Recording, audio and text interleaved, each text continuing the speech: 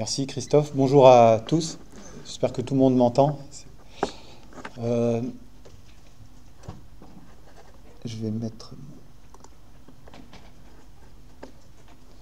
Bien, juste avant de commencer, un, deux, trois mots. Je remercie le comité d'organisation pour me permettre de vous présenter aujourd'hui ces résultats et en particulier Emmanuel Ponzevera. Donc je vais vous parler aujourd'hui des substances humides qui sont des substances qui sont bien souvent évoquées pour leur importance dans la spéciation des éléments traces, en particulier dans le domaine côtier, mais qui sont des espèces qui sont souvent peu mesurées à cause de la difficulté à les extraire du milieu naturel et de la difficulté supposée à les analyser, mais je vous donnerai quelques éléments d'information sur ces possibilités analytiques.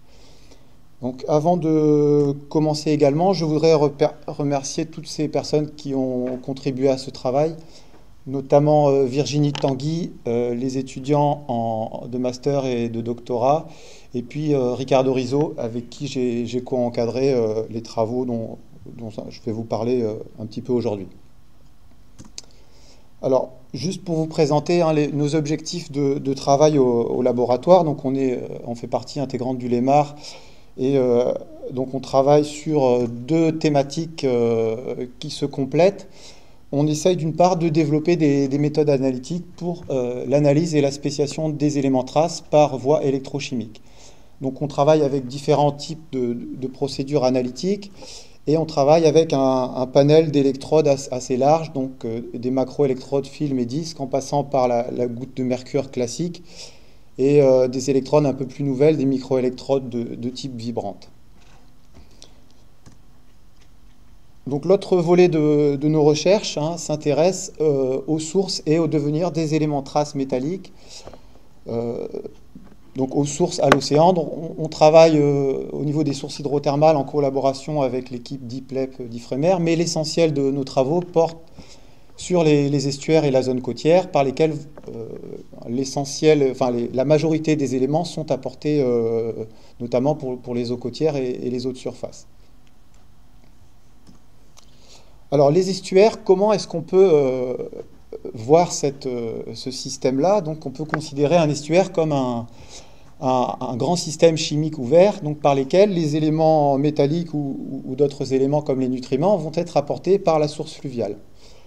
Donc, lors de leur transit vers la zone côtière, ils vont subir un certain nombre de réactions qui sont dues surtout à l'accroissement de la force ionique et à l'élévation du pH. Et on va avoir tout un tas d'interactions qui vont s'opérer, notamment avec le sédiment, la matière en suspension qui peut être importante, notamment dans les systèmes macrotidaux, et évidemment des organismes phytoplanctoniques un peu plus en aval, qui sont en général peu limité par l'apport de nutriments. Donc dans le cas des éléments métalliques, toutes ces réactions sont vraiment importantes parce qu'elles vont influencer l'export de métal vers la zone côtière avec un piégeage éventuellement dans les sédiments ou un export vers le plateau continental. Et elles vont également déterminer la spéciation des éléments traces, c'est-à-dire leur caractère biodisponible ou bien toxique. Donc juste deux exemples de cette spéciation métallique qu'on peut rencontrer à travers... on va avoir une grande diversité de possibilités au niveau des formes chimiques. Je vous ai simplement extrait deux exemples assez différents. Donc dans le cas du mercure, qui est plutôt exporté depuis la Terre par voie atmosphérique, donc sous forme de mercure zéro, il va pénétrer dans le milieu marin sous forme de mercure oxydé via la photoxydation chimique. Et par des réactions de méthylation, déméthylation, on va produire un certain nombre de molécules, dont le méthylmercure qui est connu pour être très toxique et qui va pouvoir se concentrer le long de la chaîne alimentaire. Donc même si ce schéma ici est simplifié, il nous montre quand même que la toxicité du mercure va être liée à ces réactions qui vont mettre en jeu des molécules organiques de petite taille et qui sont relativement bien identifiées. Dans le cas d'autres métaux comme le cuivre, on peut faire la même analogie pour des éléments comme le nickel, le cadmium, le zinc, voire le plomb. L'espèce qui va nous intéresser, c'est l'ion libre ici, qui peut être complexé par des petits ligands inorganiques, mais surtout par des ligands organiques ici qui sont représentés par la lettre L, des ligands qui sont fortement complexants, donc qui peuvent se trouver soit sous des formes de petites molécules ou des plus grosses molécules sous forme colloïdale. Donc la force de complexation de ces ligands est telle qu'on estime que dans le cas du cuivre par exemple, que plus de 90% voire 99% du cuivre est complexé organiquement par ces ligands. Donc il en résulte des concentrations en métaux libres qui sont très faibles, de l'ordre de la picomole voire de la femtomole. Alors, si on sait que ces ligands conditionnent la spéciation de ce type d'éléments, par contre, on ne connaît pas encore très bien la nature et l'origine de ces ligands. Donc, je vais vous donner ensuite quelques hypothèses quant à leur propriété, enfin, et surtout leur origine. Alors, avant de continuer, un petit plan pour vous situer un peu ma présentation d'aujourd'hui. Donc, nous verrons à travers les méthodes électrochimiques qui existent quelles informations on peut obtenir sur ces ligands et donc sur la spéciation de ce type d'élément métallique qui est très lié à la matière organique. Nous verrons quelles hypothèses ont été émises quant à l'origine de ces ligands et on verra que les substances humiques sont un des candidats potentiels qui est souvent évoqué. Et donc on verra qu'est-ce que c'est que ces substances humiques rapidement et comment est-ce qu'on peut les mesurer. Et puis, je vous présenterai après différents résultats qu'on a obtenus dans l'estuaire de la Pinzée, qui est notre système d'études fétiche, dans lequel je vous montrerai quel est le cycle de ces substances humiques. Et je vous présenterai également quelques résultats sur des éléments métalliques, cuivre, plomb, cadmium en particulier, avec donc deux grandes questions qui ont guidé nos travaux. Quel processus contrôle les apports fluviaux et le devenir de ces éléments dans la zone de mélange estuarienne, et quelles sont, si elles existent, les interactions avec les substances de type humique. Donc, comment obtenir des informations sur ces ligands organiques? Alors, pour ça, il y a des méthodes qui sont vraiment avancées, qui permettent de faire ça. Les méthodes les plus à même de nous donner des informations sur ces ligands sont les méthodes électrochimiques.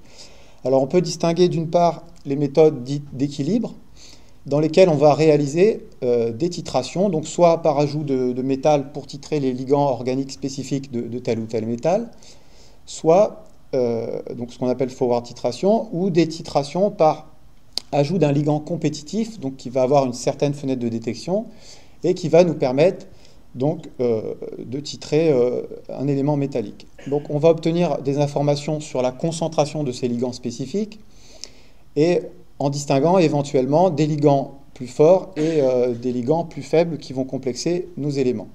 Et on va obtenir également des constantes conditionnelles de complexation et on va pouvoir estimer la concentration de métal libre. Alors il y a un autre panel de techniques qui sont peut-être moins connues, qui sont les techniques dynamiques, et donc, pour lesquelles on va travailler sur des échantillons non modifiés et qui peuvent nous permettre d'avoir accès à des fractions labiles métalliques, donc je vais vous expliquer rapidement de quoi il s'agit juste après, et qui vont nous donner également, lorsqu'on travaille en mode pseudo-polarographique, des informations sur des constantes thermodynamiques également, mais différentes des constantes conditionnelles obtenues par les méthodes d'équilibre. Alors, si on obtient ces informations qui sont assez importantes, ces techniques, par contre, ne nous permettent pas réellement d'en savoir plus sur la nature de ces ligands. Bon, on va voir quelles hypothèses ont quand même été posées. Donc, qu'est-ce qu'on entend par métal labile dans ces techniques dynamiques? Alors ici, je vous ai représenté une microélectrode, par exemple la microélectrode d'or sur laquelle on travaille. Donc, lorsque vous déposez le métal d'intérêt à l'électrode, lors de la première étape de dépôt, vous allez créer au voisinage de votre électrode un gradient donc, qui va permettre au métal de diffuser et d'être apporté à l'électrode. Donc on considère que le métal labile, c'est celui qui est sous forme libre en solution, mais également celui qui est capable de se débobiner ici dans la couche de diffusion de l'électrode. Alors, si vous voulez en savoir plus sur ces techniques, je vous recommande ce papier de Herman van Leeuwen dans IST qui nous montre que ces méthodes qui permettent d'accéder aux espèces labiles, ici, les méthodes voltamétriques notamment, sont celles les plus à même de représenter ce qui se passe au niveau du bioptèque par les micro-organismes, donc avec des échelles spatiale et au niveau dimension des couches de diffusion qui sont très proches de celles qu'on observe donc, au niveau des micro-organismes. Donc notez que les DGT peuvent aussi être classés dans ce même type de méthode, mais avec des dimensions au niveau spatial et temporel qui sont quand même plus éloignées. Alors, quelles hypothèses ont été portées sur l'origine et la nature de ces ligands organiques? Donc, dans les années 90, les premiers travaux ont émergé avec la mesure de ces ligands organiques spécifiques. Et dans ce travail de Coll et Bruland, par exemple, dans les eaux du Pacifique Nord, donc ils ont montré qu'on avait des ligands spécifiques du cuivre, des ligands organiques qui dépassaient les teneurs en cuivre. Donc, il en résulte ici, dans la zone euphotique, une complexation du cuivre organique avec donc la majorité du cuivre qui est présente sous cette forme organique. Donc il a été estimé des constantes conditionnelles autour des 10 puissance 12, ce qui fait qu'on a du cuivre libre ici qui est présent à des concentrations de l'ordre d'une dizaine de picomol. Alors il y a plusieurs hypothèses qui ont été posées sur l'origine de ces ligands. Est-ce qu'il s'agit d'un mécanisme détoxifiant pour diminuer la concentration du métal libre, ou des mécanismes, des stratégies de séquestration du cuivre d'une espèce en particulier. Alors, quelques hypothèses sur la nature de ces ligands organiques. Donc, ce travail, par exemple, de Fernanda Leal, paru dans l'Hymnologie océanographique, qui nous montre qui a fait une expérience en milieu de culture, avec des coccolithophoridés qui ont été incubés pendant une dizaine de jours environ et qui ont été soumis à des concentrations croissantes de cuivre. Donc, il a été observé ici une augmentation de concentration en espèces de type thiol. Et en fait, les mesures électrochimiques ici, vous voyez qu'elles sont assez bien couplées à ces concentrations type thiol mesurées avec une pente autour de 50%. Donc, il a été posé ici une origine pour ces ligands là forcément biotiques, et donc qui correspondrait à des thiols type glutathione ou bien composés de type thioacétamide. Alors à côté de cette hypothèse, on a d'autres études, notamment en milieu côtier, qui nous indiquent par contre que ces ligands organiques pourraient correspondre plutôt à des substances de type humique. Donc dans ce travail, ici, il a été fait des mesures électrochimiques avec les méthodes dont je vous ai parlé tout à l'heure de titration, donc soit avec des substances, des acides humiques ou des acides fulviques qui ont été ajoutés donc à des concentrations en cuivre typiques de celles rencontrées dans l'eau de mer, et on observe des constantes de complexation qui couvrent une gamme assez large, ici de 10 puissance 10 jusqu'à 10 puissance 13, et donc ce qui suggère que ces substances humiques seraient capables de complexer avec différentes forces de complexation le cuivre, et que dans les systèmes côtiers, ces auteurs ont conclu que les substances humiques étaient probablement ceux qui contribuaient à toutes les classes de ligands qui pouvaient être observés par électrochimie. Alors, il est à noter que bien souvent, vous avez les distinctions entre ligand fort et ligand faible, et en fait, il a été montré par ces deux auteurs, Town et Filella, que cette classification n'était pas forcément nécessaire. Ils ont regroupé tout un tas de données obtenues dans des eaux fluviales ou des eaux marines. Et en fait, on observe un large panel ici de constantes conditionnelles d'équilibre. Et donc, bien souvent, c'est la fenêtre de détection de la méthode qui va influencer le résultat, mais on a probablement affaire à une très large panoplie de formes organiques, non seulement en taille de molécules, mais aussi en capacité à complexer nos éléments. Donc ça, c'est valable pour le cuivre. Vous voyez qu'il y a beaucoup de mesures qui ont été effectuées, mais également pour d'autres métaux comme le plomb ou le zinc. Alors, une petite remarque, quand on essaye de faire des mesures de spéciation, il est possible aussi de l'approcher par la taille des molécules. Bon, tout le monde connaît la microfiltration classique à 0,4 microns environ, qui nous permet de distinguer les particules de la fraction dissoute, mais il est possible, à l'intérieur de cette fraction qu'on appelle dissoute, de quantifier ce qui est lié à des colloïdes. Donc, dans le cas des éléments métalliques, tout à l'heure on a parlé de petites formes organiques ou de plus grosses formes organiques. Bon, ils peuvent aussi être liés à des phases minérales type oxyde de fer ou sulfure métallique. Donc, des phases qui vont être de taille plus élevée que ces petites molécules et les ions, évidemment, sous forme libre. Donc il est possible également de réaliser de la nanofiltration ou encore ultrafiltration pour mieux quantifier ce qui se passe au niveau de cette fraction dissoute. Donc à noter que ces colloïdes sont importants parce qu'ils permettent de transporter nos éléments métalliques sur des distances relativement longues en l'absence de sédimentation, qui présentent un nombre de sites d'absorption élevé et on pense que les éléments qui sont liés à ces colloïdes sont moins biodisponibles qu'ils ne le sont sous forme libre ou sous forme de petites molécules organiques qui peuvent traverser les membranes. Bon, juste une chose que j'aime bien montrer aux étudiants, souvent hein, ça couvre 3 ordres de grandeur, donc plutôt que de le voir dans l'échelle logarithmique, ici je vous montre ça avec l'échelle de taille classique. Alors il y a juste quelques études qui ont fait des mesures de titration de ces ligands et qui ont également fait de l'ultrafiltration. Bon, ces études montrent essentiellement qu'on va rencontrer les plus grosses teneurs en cuivre, là où les ligands les plus fortement complexants sont observés. Donc par exemple ici dans la rivière de Milwaukee, on va trouver le cuivre essentiellement sous forme de molécules de petite taille, alors que dans ce système-là, hein, le cuivre est trouvé plutôt dans la fraction colloïdale. Alors ces substances humiques, on a vu tout à l'heure que c'était un candidat important hein, quant à la nature de ces ligands qui vont complexer nos éléments métalliques.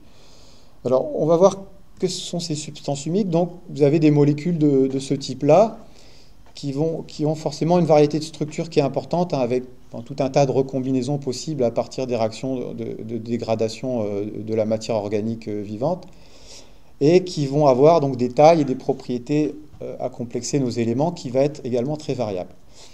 Donc l'origine de ces molécules, hein, ça va être essentiellement la dégradation des plantes terrestres avant qu'elles soient ensuite amenées au milieu aquatique.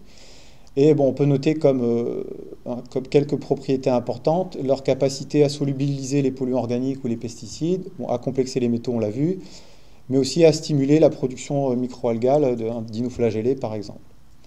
Et bon, ça constitue un pool important de la matière organique dissoute et jusqu'à 50% environ dans les eaux côtières. Alors, pour analyser ces substances humiques, la méthode usuelle, c'est cette méthode assez célèbre hein, où il y a toute une partie préparative. Vous voyez, elle est citée assez souvent. Cette méthode est assez fastidieuse parce que si vous voulez travailler dans l'eau de mer, hein, où les concentrations sont quand même relativement faibles, il vous faut travailler sur des volumes assez conséquents et il y a un certain nombre d'étapes avant la mesure du carbone. Et bon, nous, on a eu la chance de pouvoir travailler sur une autre méthode qui a été développée par un collègue à Brest, François Quintel.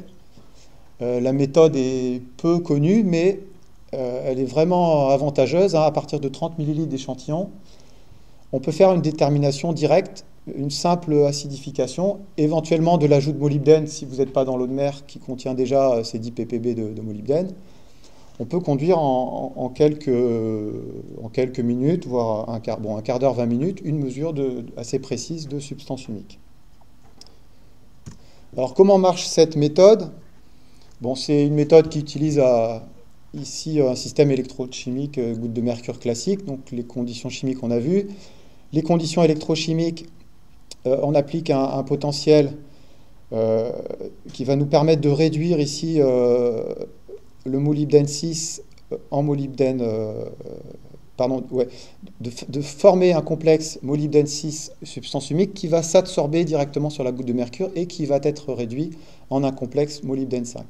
Donc lors de l'étape de stripping, on va aller dans le sens cathodique de façon à réduire ce complexe-là qui va donc désorber l'électrode pour former du molybdène 4 et redonner nos substances humiques, et on va obtenir un signal proportionnel à la quantité de substances humiques présentes dans l'échantillon.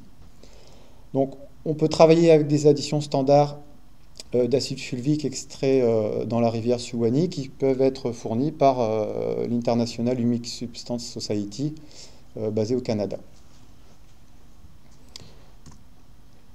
Donc cette méthode, on l'a mise en œuvre pour étudier dans un système qu'on commence à connaître assez bien maintenant, qui est l'estuaire de la Pinzée. On l'a mis en œuvre pour étudier le cycle annuel des substances humiques, et on verra un petit peu plus loin dans la dernière partie qu'on a pu également faire du fractionnement en colloïdal et mesurer ces substances humiques dans différentes fractions.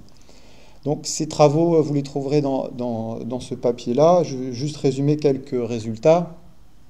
Alors avant ça, vous présenter peut-être le système, l'estuaire de la Pinzée, qu'on a étudié maintenant depuis quelques années.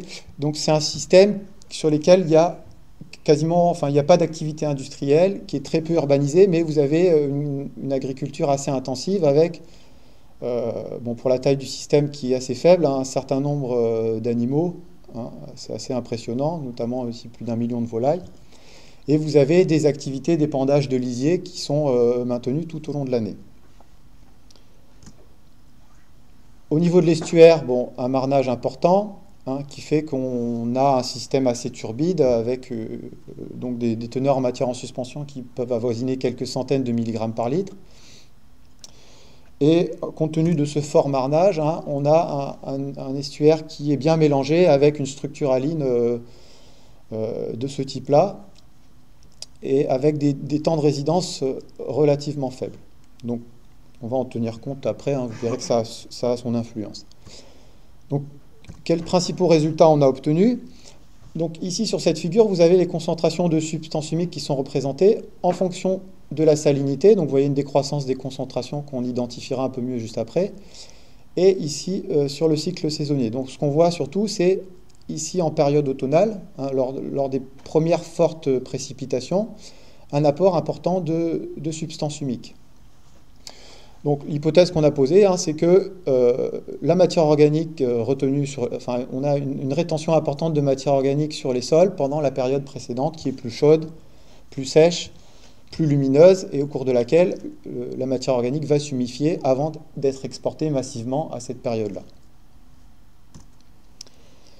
Si on examine la contribution en carbone, hein, de ces substances humiques au carbone organique dissous, on voit qu'on a un accroissement du printemps jusqu'à l'automne, bon, qui peut paraître assez logique, hein, compte tenu de l'évolution des végétaux terrestres et de leur décomposition.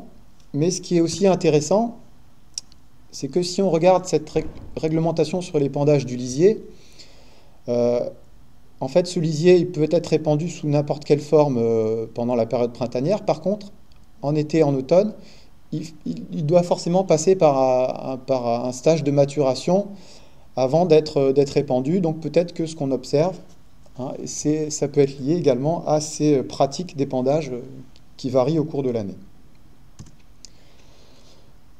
Alors dans l'estuaire, hein, ici je vous ai représenté donc, le long du gradient de salinité l'évolution des concentrations pour les différents mois de l'année, en matière organique dissoute et en carbone lié aux substances humiques. Donc globalement, on a des variations linéaires, hein, qui montrent on a un comportement globalement conservatif, avec peut-être des anomalies négatives ici, mais qui restent relativement peu marquées. Alors, toutes ces distributions, hein, nous ont permis de quantifier avec une assez bonne précision les flux de ces substances à la sortie et à l'entrée de notre système. Donc ici, hein, bon, ça correspond à peu près à 200 tonnes de carbone sous forme de substances humiques qui sont apportées à l'estuaire et exportées vers la zone côtière. Et ce qui est intéressant, c'est si on compare, ça représente à peu près 50% du flux de carbone organique dissous. Et ce qui est intéressant, ouais, c'est de comparer ça à ce qu'on peut estimer à partir des déjections animales. Donc en utilisant le nombre d'animaux, la quantité de déjections par animal, hein, ça c'est assez bien connu, et la quantité de carbone organique qui peut être extraite dans l'eau. Donc là, on a utilisé toutes ces références-là, et on obtient un flux de environ 500 tonnes de carbone par an. Donc ça nous montre que le carbone organique et les substances humiques qu'on mesure ici dans notre système pourraient avoir une origine animale, enfin la contribution animale pourrait être relativement importante. Et bon, nos résultats montrent également qu'on a une assez bonne préservation des flux de carbone. On a peu de respiration, d'élimination du carbone entre leur origine et la sortie de l'estuaire ici. Bon, en plus, ces apports ici sont faits au niveau de la Manche, donc on peut penser que la Manche est un système bien brassé, ils vont recevoir la lumière incidente moyenne va être relativement faible, donc ces substances humides vont pouvoir résider un certain temps également dans les eaux de la Manche. Donc on se pose une question évidemment, c'est dans le cas de systèmes stratifiés comme la Loire par exemple, hein, si le devenir de ces substances pourrait être le même. Donc là c'est une hypothèse qu'on va tenter de vérifier lors du projet Camélia, et Joël va nous en dire quelques mots tout à l'heure, enfin pas sur les substances humides mais sur le mercure, il me semble.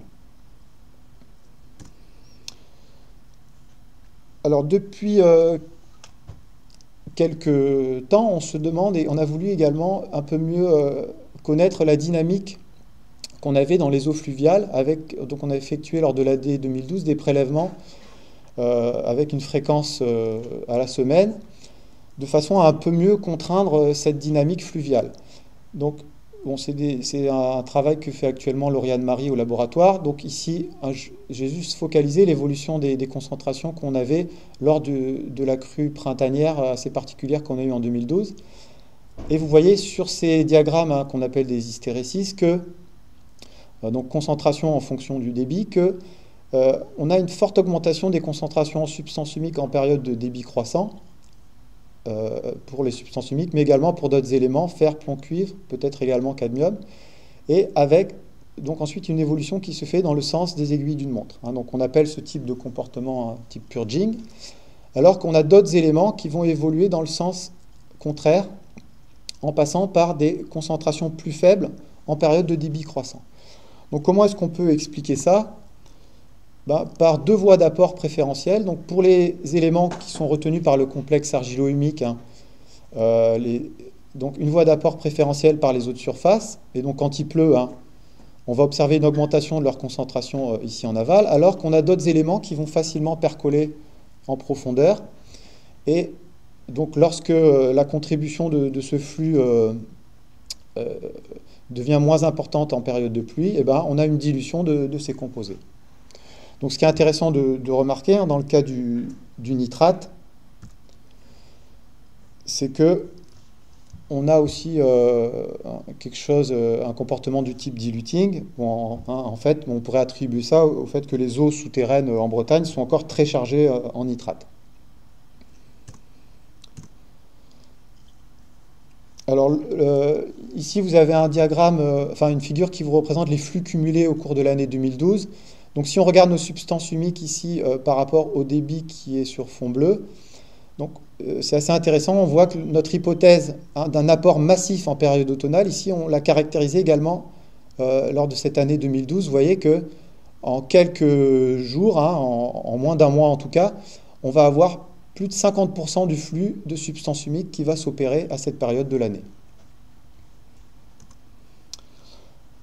Bon, voilà quelques éléments sur le cycle des substances humiques. On va regarder maintenant au niveau de différents éléments métalliques, et notamment de l'approche qu'on a eue, hein, de l'analyse colloïdale de ces éléments-là, s'il existe des interactions entre nos substances humiques et ces différents métaux. Donc, on va se focaliser sur le cuivre, le plomb et le cadmium. Donc, c'est des travaux que vous trouverez un peu plus de détails dans ces papiers-là.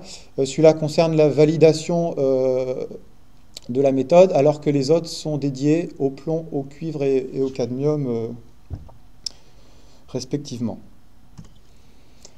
Donc, avant de commencer cette étude, on s'était aperçu que lorsqu'il y avait des études qui étaient focalisées sur les éléments métalliques et les colloïdes, en général, il n'y avait qu'une, voire deux fractions qui étaient considérées, que ces études étaient souvent ponctuelles dans le temps, hein, et que le gradient salé n'était pas forcément couvert en entier. Donc on s'est dit, on va y aller un peu plus en avant. Donc dans cette étude hein, qu'on peut considérer en 5 dimensions, on a regardé la concentration de différents éléments métalliques et des substances humiques sur l'ensemble du spectre colloïdal qu'on a séparé en 7 fractions de taille. On a considéré l'ensemble du gradient salé avec 6 stations, choisies en fonction de la salinité, et on a effectué tous ces travaux au cours de 7 campagnes de prélèvement. Donc quelques éléments sur la méthode utilisée. Donc, bon, on a conduit notre séparation avec une méthode non destructive, hein, l'ultrafiltration. Bon, il y a deux modes qui sont possibles. On a choisi le mode frontal du fait des faibles volumes requis pour ces séparations. Donc le fractionnement s'est fait en 7 fractions de taille, ici vous voyez avec une préfiltration classique à 0,4, autour de 0,4, 0,2 microns, puis une nanofiltration avec ces 5 fractions de taille, tout en maintenant, tant que possible, ça c'est important pour la qualité des résultats, des facteurs de concentration faibles et surtout les plus proches possibles d'un échantillon à un autre. Donc les mesures, on les a conduites ensuite par des méthodes développées au laboratoire par Ricardo, notamment cette méthode pour analyser le cuivre sur électrode d'or. Donc c'est une méthode qui est très robuste, avec une limite de détection qui est assez satisfaisante et surtout qui a une bonne reproductibilité au niveau du nanomol par litre. Bon, je vais juste ici vous donner quelques principaux résultats sur nos différents éléments. S'il y a des questions, après, on pourra revenir dessus. Donc voilà le type de données qu'on a obtenu. Donc des concentrations ici en plomb, par exemple, dans différentes fractions de taille, représentées avec ces couleurs, le long du gradient salé et au cours du cycle annuel. Bon, ce genre de choses-là est assez fastidieuse, donc on va aller à analyser, on va aller un peu plus en avant. Donc, ce qu'on a remarqué, dans le cas du plomb, c'est qu'on avait des très fortes analogies, ce n'était pas forcément le cas pour les autres éléments, avec la répartition colloïdale du fer, mais aussi des substances humiques. Vous voyez, non seulement dans les différentes fractions qui sont les plus concentrées, mais aussi au niveau des concentrations. Donc avec plutôt une présence sous forme de gros colloïdes ici au début assez tôt dans la saison, et ensuite des choses qui évoluent vers des fractions de taille plus faibles et avec une augmentation des concentrations également en période de crue automnale. Ici on le voit pour à la fois le plomb, le fer et les substances humiques. Donc en fait, on a posé l'hypothèse que cette hypothèse avait déjà été largement posée, mais c'était peut-être connu dans le cas des complexes organominéraux dans lesquels il y avait des oxydes de fer et des substances humiques qui étaient imbriquées les unes dans les autres. En fait, dans les eaux fluviales, on a beaucoup de ce type de complexes organominéraux, et donc on a pu émettre l'hypothèse que ces substances humiques et ce fer allaient participer au transport du plomb dans ces eaux fluviales et allaient conditionner, comme on l'a vu, sa répartition colloïdale à la fois dans les eaux fluviales mais aussi dans l'estuaire. Donc on voit ici une évolution des concentrations dans les fractions dissoutes qui est proche pour ces deux éléments et ces substances humiques. Alors, si on regarde maintenant ce qui se passe dans l'estuaire, donc dans le cas du plomb, on a observé quelque chose d'assez classique qui est une forte redistribution du plomb. Ici, vous avez le plomb dissous, donc c'est-à-dire par rapport à la ligne théorique de dilution, vous voyez qu'il y a des anomalies négatives très marquées. En fait, le plomb est redistribué vers la phase particulière, il est éliminé de cette phase dissoute. Donc on voit que l'intensité de cette élimination est vraiment importante et on est autour des 80% déjà aux environs de 10 de salinité. Donc il y a différentes hypothèses qui ont été apportées quant à ce comportement du plomb, à ce retrait du plomb de la fraction dissoute en milieu estuarien. Donc ces hypothèses, je les ai listées ici. Mais en fait, on pense qu'elles ne sont pas tellement valables. Pourquoi? Parce que ce qu'on a observé, alors peut-être que ici, c'est que on avait une très forte analogie entre le plomb et le fer au niveau des redistributions, alors que dans le cas des substances humiques, c'était assez différent. Donc peut-être que ces deux éléments sont apportés ensemble vers l'estuaire, mais au niveau jusqu'à l'estuaire, mais au niveau de l'estuaire, il y a des choses différentes qui se passent. Donc on note ici que, alors pardon, j'ai parlé déjà de processus de flocculation, on verra que c'est effectivement ça qui va régir le comportement du plomb, mais on a en tout cas un comportement plutôt conservatif pour ces substances humiques. Donc en fait, le mécanisme par lequel le plomb est redistribué, il faut simplement considérer le même mécanisme qui a été prouvé par Scholkowitz il y a assez longtemps, et qui est le suivant. En fait, sous l'effet de l'augmentation de la force ionique, l'augmentation des concentrations en cations qui vont neutraliser ces oxydes de fer, ces oxydes de fer vont pouvoir coaguler. On a une coagulation de ces colloïdes, alors que les substances humiques, elles, semblent être moins dépendantes de ce type de phénomène-là. Donc le plomb lié à ces oxydes de fer est probablement éliminé par cette voie-là. Donc on a une assez bonne confiance en cette hypothèse. En témoigne ici cette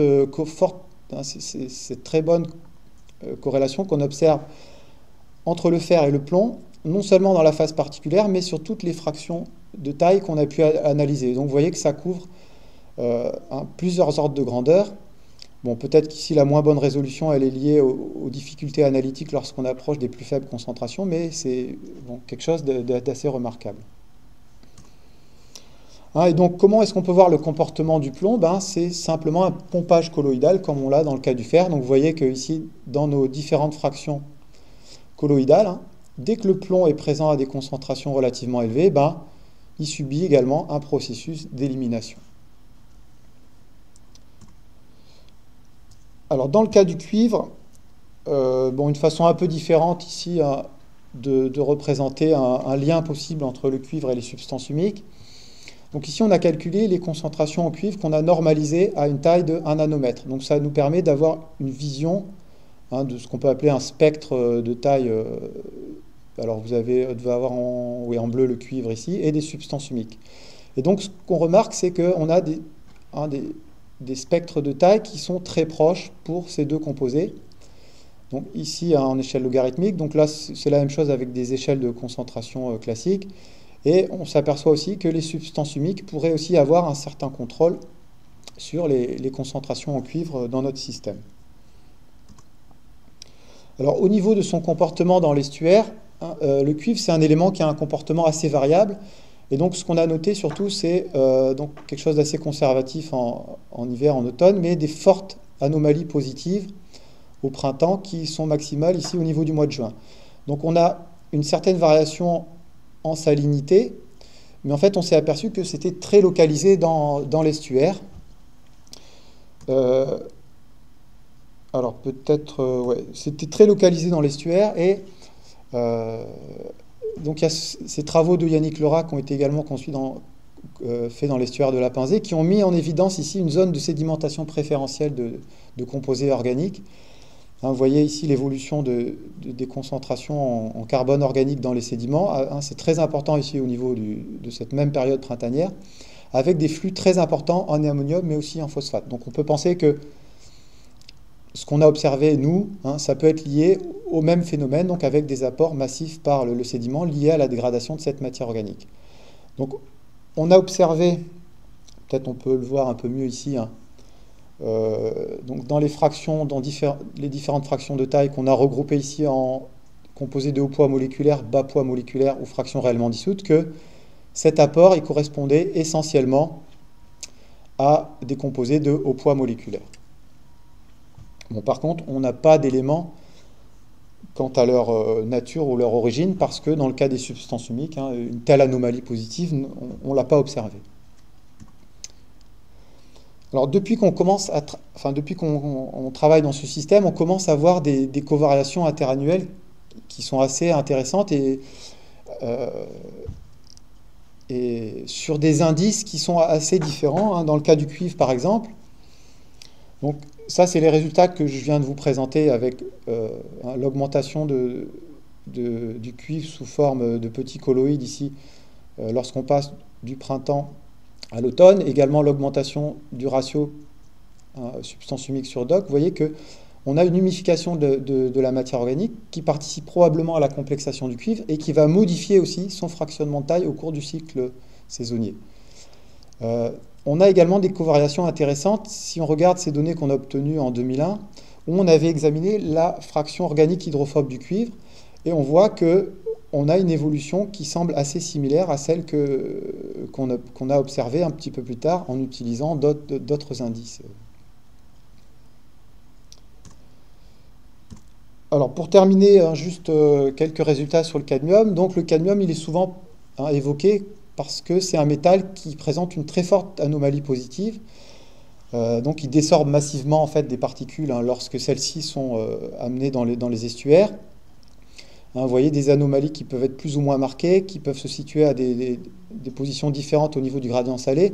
Bon, ça va être fonction du temps de résidence des eaux dans l'estuaire, du pH des eaux qui va influencer la désorption depuis les particules, et aussi des quantités de particules qui sont déversées dans l'estuaire. Donc là, par exemple, on voit en période hivernale une très forte redistribution avec des fortes anomalies en cuivre total dissous. Alors, on a regardé au niveau des fractions colloïdales, donc là on a regroupé certaines pour mieux examiner ces résultats, et on s'aperçoit que nos anomalies correspondent ici à des composés de plus petite taille, et en tout cas très peu à des choses qui correspondraient à des substances réellement dissoutes. Donc en général, ce qui est évoqué dans le mécanisme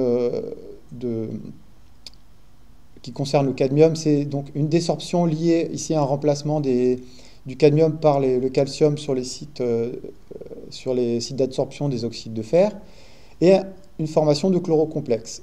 Cette formation de chlorocomplexe, on aurait dû avoir ici une forte augmentation en cadmium dans cette fraction. Et en fait, on pense qu'en plus de ces chlorocomplexes, il faut prendre en compte la formation de composés organiques, et là de petite taille. Alors si on essaye de savoir à quoi correspondent ces composés organiques du cadmium, ici je vous ai fait j'ai tracé donc des concentrations en différents métaux en fonction de... pardon, ils sont placés ici en ordonnée, en fonction de celles en substance humide. Donc on retrouve les assez bonnes corrélations qu'on avait notées, notamment pour le cuivre, le fer ou le plomb. Mais contrairement à ces éléments-là, on voit que dans le cas du cadmium ou du manganèse, on a très peu de... Enfin, les corrélations ne semblent pas exister entre ces différents éléments. Donc là, l'origine et la nature de ces ligands, bon, la question reste encore ouverte. Bon, quelques hypothèses potentielles, c'est des choses qu'on est en train d'essayer de tester au laboratoire, des choses qu'on arrive à analyser maintenant par électrochimie. Ces composés pourraient correspondre à des molécules de type thiol, type glutathione ou métallothionéine, puisque c'est des molécules qui ont sûrement une forte capacité à se lier au cadmium, qui est un métal plutôt de type mou. Et à noter que certaines études ont pu mesurer des ligands organiques du cadmium ou du zinc dont la taille correspondrait assez bien à celle que nous avons observée, nous, dans notre système. Bon, une autre possibilité sont ces substances exopolymériques, mais elles semblent moins probables que ces composés de type thiol. Dans le cas du cadmium, on a aussi observé des covariations intéressantes entre les années. Donc ici, vous avez représenté en blanc la fraction réellement dissoute du cadmium, qui est supposée être la fraction la plus biodisponible. Et on voit que les mesures de cadmium labile qu'on avait effectuées 10 ans auparavant évoluaient à peu près de la même façon, avec une plus forte contribution ici au niveau de la période estivale. C'est des choses qui sont assez intéressantes. On ne connaît pas toutes les raisons, mais c'est assez remarquable à remarquer qu'on retrouve des choses similaires d'une année sur l'autre. Bon, juste pour finir, se résumer un petit peu sur les processus qu'on a réussi à mettre un peu mieux en lumière, qui concernent ces trois éléments. Donc, dans le cas du plomb, on a vu fortement associé aux oxydes de fer et qui subit une coagulation de ces oxydes de fer, et donc qui va disparaître dans la fraction dissoute et aller vers les sédiments. Le cadmium qui, lui, est remplacé par du calcium et qui se lie à des ligands organiques dont on ne connaît pas encore bien la nature. Et dans le cas du cuivre, donc une assez bonne liaison avec des substances de type humique, donc ils vont pouvoir être exportés vers les eaux côtières assez facilement par cette voie-là.